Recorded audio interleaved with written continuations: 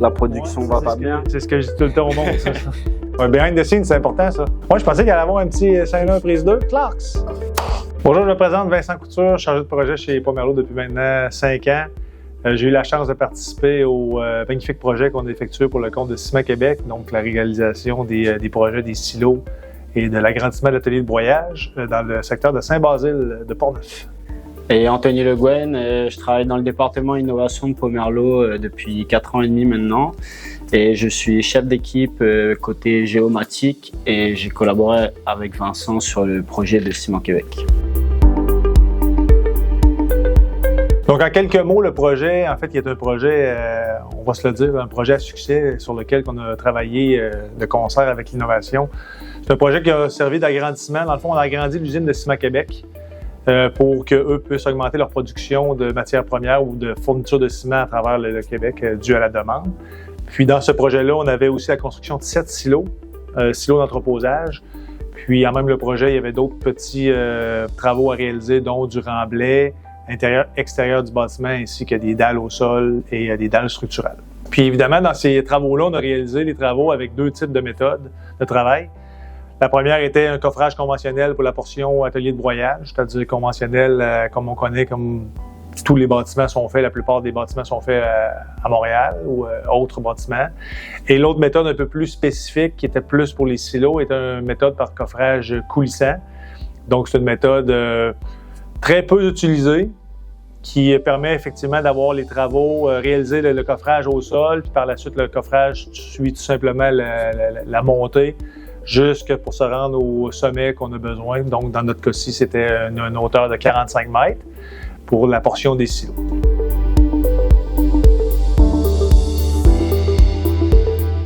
L'équipe innovation, on est rentré donc dans 2 phases, notamment la conception, donc vraiment en amont du projet. Donc c'est super intéressant de travailler avec les différents parties prenantes. Puis aussi, on a travaillé en exécution avec toutes les équipes impliquées sur le projet. C'est sûr qu'avec les technologies que vous avez amenées, on était capable avec le client de présenter tous les petits conflits qu'on pouvait avoir à gauche et à droite. Là, ça a été très efficace au niveau du 3 dimensions qu'ils ont fait, entre autres, là, en avant-projet. Puis on était capable d'avoir avec la mécanique les éléments qu'on devait soit déplacer ou modifier ou ajuster pour éviter plusieurs conflits en chantier. Là. Puis perte de temps, évidemment. Dans le fond, les principaux objectifs là, pour la construction des silos étaient entre autres le fait d'augmenter la production de matière, de ciment, mais aussi pour le client était dans le fond de réduire entre autres l'impact au niveau de l'environnement. Donc, le fait d'agrandir l'usine, oui, on produisait plus de matériaux, plus de ciment, ça va de soi, mais aussi l'impact majeur était au niveau environnemental pour réduire quand même un bon pourcentage au niveau de la matière, de l'empreinte carbone. Son empreinte carbone. Exactement. Puis, évidemment, dans cette construction-là, avec les silos, les silos permettaient d'avoir un entreposage au niveau de la matière première. Ce qui faisait que le client peut avoir en stock plus de matière pour être capable de produire son ciment sans avoir d'interruption ou ces éléments-là à travers sa production. Un des éléments clés qu'on a eu à rencontrer ou des grands défis qu'on a eu à relever a été en fait l'échéancier. L'échéancier qui était relativement serré. On a dû se retrousser les manches là, pour être capable de travailler de pair et de concert avec l'équipe innovation, justement, pour amener des nouvelles technologies. Oui, c'est une chose, mais aussi amener des nouvelles approches avec le client pour sauver temps et argent, pour être plus efficace en chantier, éviter les conflits, éviter un paquet d'affaires. Un gros défi qu'on a eu à relever, entre autres avec l'échéancier, ça a été le fait d'augmenter les travailleurs. Donc, on a passé de 30 à 180 travailleurs, donc 150 travailleurs de plus pour la portion silo, exécution des silos, construction des silos, en l'espace d'une dizaine de jours, ce qui a été énorme. Donc, il a fallu qu'on fasse appel à beaucoup de contacts qu'on avait dans l'industrie. On a travaillé avec d'autres chantiers de Pomerleau pour être capable d'avoir cette main-d'œuvre-là. On a travaillé aussi avec des sous-traitants avec lesquels on était habitué de travailler sur le chantier en tant que tel pour louer de la main-d'œuvre, que ce soit des menuisiers, des finisseurs, des soudeurs, des gens à pied d'œuvre. Donc, il y a beaucoup qui ont répondu à notre demande, qui nous ont aidés à cet effet-là pour être capable de rencontrer les échéanciers. Puis amener le client justement à être capable de rentrer sa sous-traitance puis son personnel au moment important. Une belle collaboration côté ressources humaines. Oui, tout à fait, exactement. Un gros travail de tout le monde au niveau ressources humaines, que ce soit chez Pomerleau ou de l'équipe, le projet, pour effectivement apporter ce beau monde-là. Puis quand tu disais échéancier serré, c'était quoi combien de temps vous aviez planifié les silos? Initialement, on avait prévu faire les silos en 18 jours. On l'a réussi à les faire en 12 jours. Donc, les silos étaient scindés en 2 temps, c'est-à-dire on faisait un silo unique. Par la suite, on a fait un groupe de 6 silos. Donc, les deux ont pris 6 jours au total chacun. Donc, on parle de 12 jours. Initialement, c'était prévu à 9 jours chacun. Donc, on a quand même réduit de 30 % au niveau de l'échéancier à ce niveau-là, en appliquant des technologies, en appliquant beaucoup de travaux préparatifs en avant-plan. Qui fait qu'on avait une préparation incroyable. Quand on est arrivé en chantier, il n'y avait pas de perte de temps, il n'y avait pas d'embûches dans rien. Les gens étaient très au courant, très au fait de qu'est-ce qu'ils devaient faire comme exécution, comme travaux. Donc, c'était parfait. À ce niveau-là, ça a été une préparation, oui, de longue haleine. C'est souvent le travail qu'on ne voit pas, en fait, qui est derrière la caméra, qui est derrière tout au complet, les écrans d'ordinateur qu'on voit très peu. Mais il reste que ce travail-là a été fait de façon impeccable avec tous les gens du chantier. Donc, c'était une réussite sur toute la ligne à ce niveau-là. Au niveau des stratégies qu'on a mis en place, évidemment, il y a plusieurs stratégies, comme on fait mention, entre autres l'innovation qu'on a mis en place pour être capable de contrer ces risques-là, contrer beaucoup de choses, éviter beaucoup de risques, beaucoup de pertes de temps. Aussi, au niveau de la coulée en continu des silos, c'était vraiment un travail de préparation, sachant très bien que les silos qui étaient faits avec un coffrage coulissant, on devait avoir une préparation incroyable pour être capable d'éviter tout arrêt des silos, parce que si on fait un arrêt à ce niveau-là en montant l'assemblage des silos, ça peut devenir complexe et plus ardu, puis ça va vraiment jouer beaucoup sur l'échéancier puis jouer sur plusieurs aspects. Donc, pour éviter ça, on a eu une bonne préparation. On a voulu garder l'intégralité au complet des silos, donc en travaillant de pair, en travaillant d'avance, en préparant tous nos éléments d'avance, que ce soit au niveau de l'innovation qu'on a fait avec les 3D, ces éléments-là que tu vas parler un petit peu plus tard, mais aussi qu'on a fait au niveau préparation avec l'équipe de chantier. Ça a été un travail vraiment bien fait, une belle préparation, puis une belle coordination, tout le monde ensemble. Parce que les coulées, c'était en continu, donc ça c'était H24 pendant... Ouais. 24 heures sur 24, on va dire 7 jours sur 7. Là, dans le fond, ça prenait un petit peu moins que 7 jours pour faire une portion de silo, mais c'était quand même en continu 24 heures sur 24, ce qui a été finalement une grosse préparation. Donc, il faut mettre tous les plans A, B, C en place. Ça devenait un embûche, un conflit, une problématique. Puis, même, on avait avec nous, pendant le projet, le client qui était à temps plein avec nous, de jour et de nuit, pour être capable de contrer ou répondre à des questions ou détails qui fait que pour éviter toute attente ou problématique en chantier. Si on avait des questions plus particulières qui touchaient vraiment la mécanique, il était là pour y répondre. Et puis au moins le plan de béton n'était pas trop loin. Le plan de béton n'était pas trop loin, effectivement.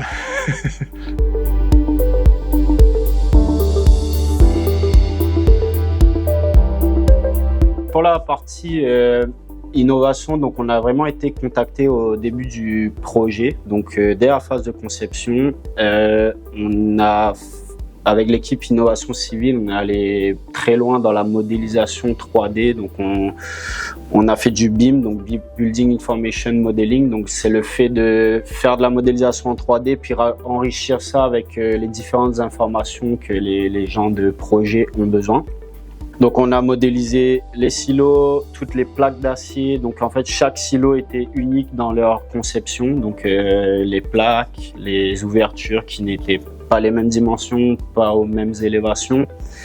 On a aussi modélisé très représentativement le coffrage autocoulissant, donc les 6 coffrages, pour voir justement si au niveau de la montée il y allait avoir des potentiels conflits.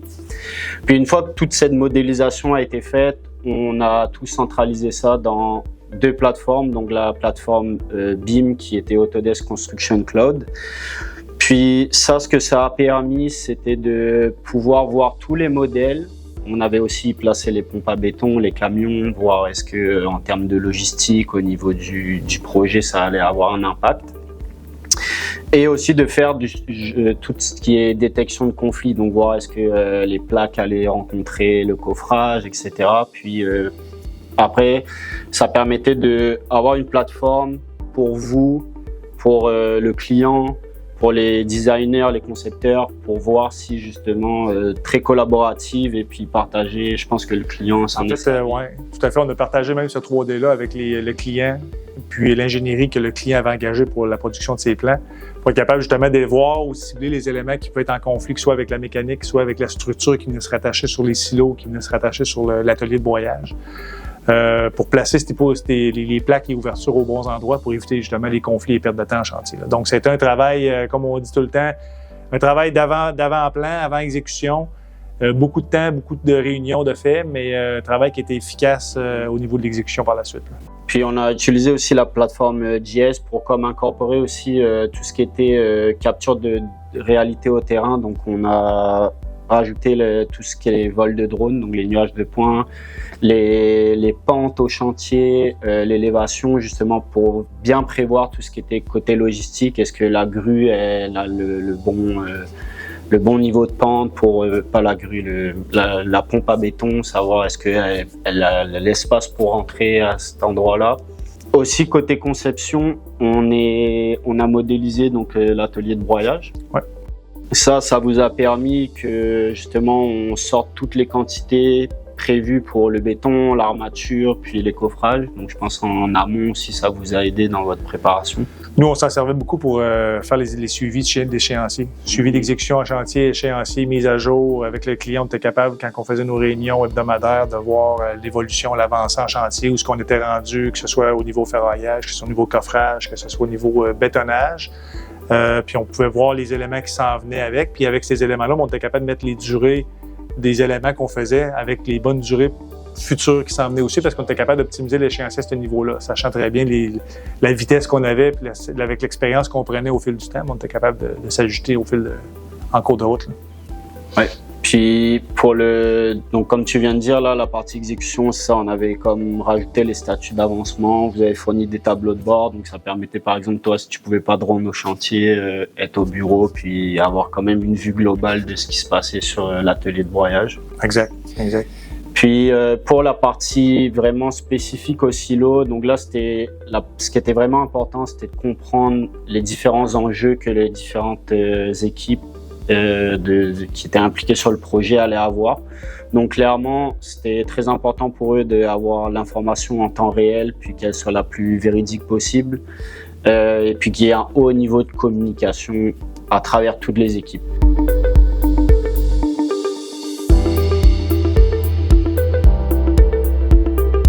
Donc pour cela, ce qu'on a fait, c'est qu'on a combiné, donc on a récupéré tous les modèles BIM qui avaient été faits en conception. On a utilisé ArcGIS comme plateforme pour centraliser le maximum d'informations.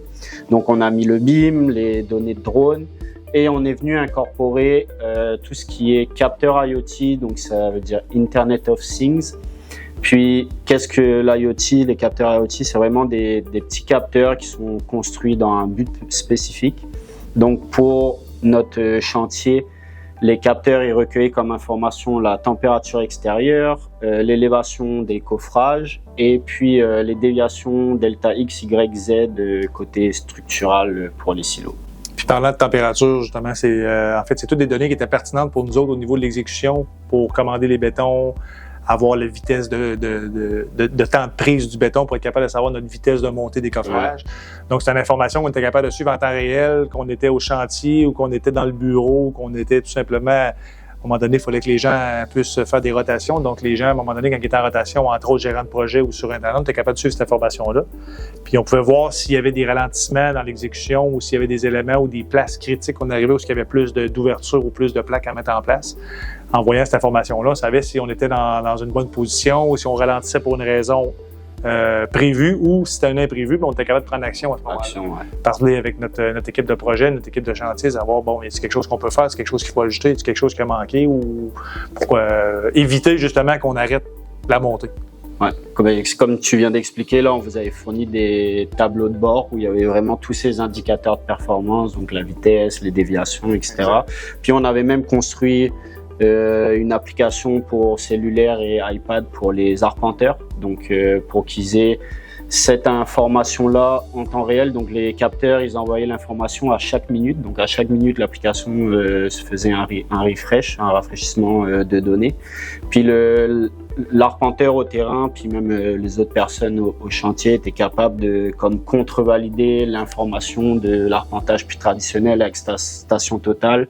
Donc il y avait comme double voire triple vérification puisqu'on avait aussi installé des règles pour les élévations comme qui était comme notre troisième élément de sécurité si on voulait. On utilisait la technologie, mais on utilisait des vieilles méthodes à l'ancienne pour s'assurer justement qu'on était toujours au bon endroit, à bonne place. Mais de cette façon-là, la règle a vraiment suivi.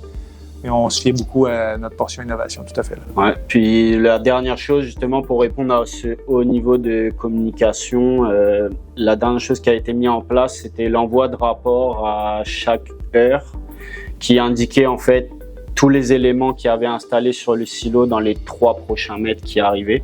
Et je pense que c'est ce que vous aviez appelé votre Bible au chantier. Oui, avec ça, on a découlé effectivement, on a créé une Bible avec ça qui est un gros document qui partait de la base des silos, aller jusqu'au toit, puis qu'on rapatriait toute l'information là-dedans. Fait qu'on savait à toutes les montées, c'était où qu'il y avait des pièces encastrées, c'était où qu'il y avait des ouvertures, c'était où qu'on avait à intégrer des éléments à l'élément final.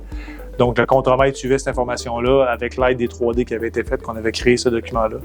Puis, chaque silo avait sa Bible. Chaque contremaître était basé sur chacun des silos pour être capable de suivre cette information-là. Fait que de même, on manquait pas de rien. On était capable de prendre des coups, voir les coups d'avance. On était capable de commander le matériel qui était au sol avec les bons numéros de commande de chaque pièce.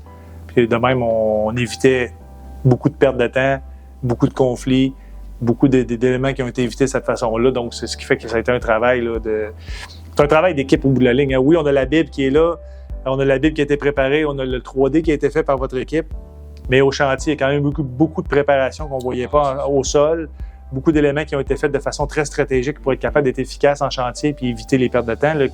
Même le client je pense qu'il était très impressionné de la façon qu'on avait positionné nos choses, placé nos affaires, avoir nos différentes plans A, plan B, plan C, advenant un problème, que ce soit au niveau mécanique, que ce soit un problème au niveau communication, que ce soit un problème de main-d'œuvre. On avait plusieurs plans d'action qu'on était prêts à mettre en place. Puis ça a été une préparation, beaucoup de grosses préparations, comme on disait, mais c'était une préparation qui était très efficace pour rencontrer puis en fait en faire un projet à succès. Ouais, puis pour rebondir là-dessus, donc comme on a dit, c'est que ça a permis de quand même réduire les temps de travaux prévus sur l'échéancier. Donc ça, c'est vraiment la collaboration de tous. Puis c'est assez paradoxal parce que généralement en construction, dans les compagnies, on parle de silos parce qu'on se partage pas l'information, alors que là, c'était vraiment un bel exemple de l'inverse. On a tous collaboré ensemble pour construire des silos au final. Et puis le fait d'avoir comme combiné le BIM, le GIS, les capteurs, les captures de réalité au terrain avec le drone, ben ça c'était vraiment les fondements pour faire ce qu'on appelle un jumeau de la construction, parce qu'il y avait beaucoup d'informations données en temps réel aux équipes de chantier.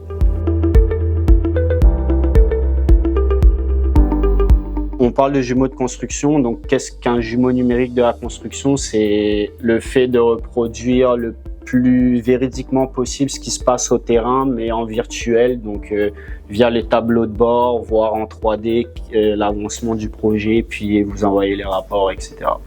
Et donc c'est ce qui a fait en sorte que l'équipe innovation, on a décidé de soumettre ce projet-là au jumeau numérique du BIM World Paris en 2024, et puis on a gagné le prix dans la catégorie des processus. Donc comme quoi notre jumeau numérique tient un peu la route dans tout le processus qui a été mis en place pour le projet. Et donc c'est une belle vitrine pour le client, pour vous aussi. L'entreprise. C'est une très belle vitrine ce projet-là pour le début des jumeaux numériques de la construction.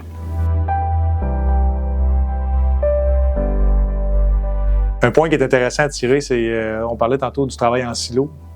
Je pense que c'est un élément qui est important à ramener sur d'autres projets. Tu sais, le fait que l'information souvent est mal transmise, que ce soit au niveau de l'ingénierie, que ce soit au niveau de l'administration, voire même que ce soit au niveau avec le client. Je pense que ce qu'on a réussi à faire sur ce projet-là, c'est ce qu'on voudrait faire sur tous les projets, mais malheureusement, des fois, ça tourne peut-être pas toujours comme on le veut.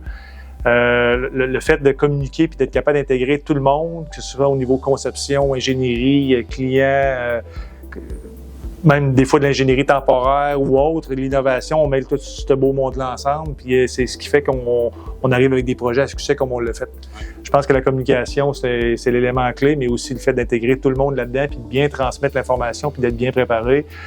Ça semble être facile à faire. Souvent, c'est ce qu'on voudrait toujours avoir comme résultat. Malheureusement, c'est pas ça, mais je pense que c'est l'élément clé. Moi, c'est un des objectifs, je pense, qu'il faut cibler sur les prochains projets, à même d'intégrer la technologie un petit peu pour être capable de sauver beaucoup de temps et argent avec la technologie. Oui, des fois, c'est un petit peu plus long à intégrer. Des fois, on est moins habitué, mais je pense que ça a une plus-value au bout de la ligne pour être capable d'aller voir aussi. C'est un support pour vous. Oui, tout à fait. Puis, du coup, si plus côté innovation et la suite un peu des jumeaux numériques de la construction à Pomerleau, c'est comme tu viens de dire, le but c'est de recueillir le maximum d'informations pour que justement on centralise tout ça via une plateforme centrale qui du coup va aider dans la communication puis que tout le monde ait la même information à la même place. Et comme j'ai dit, on a fait les bases et les fondements avec le projet de Ciment Québec, puis dans les autres projets, ça va être de encore nourrir encore plus ce jumeau numérique en y ajoutant encore plus de données, donc ajouter tout ce qui est rapport de qualité, d'inspection, le monitoring en temps réel, par exemple des vibrations, bruit, poussière, les caméras et autres informations, tout ce qui peut être temps réel et qui peut aider, comme toi, les gens dans le bureau à prendre les meilleures décisions, être plus réactifs, gérer les risques, gérer les ressources aussi. Donc c'est vers là qu'on s'enligne et puis il y a de beaux projets à venir là-dessus.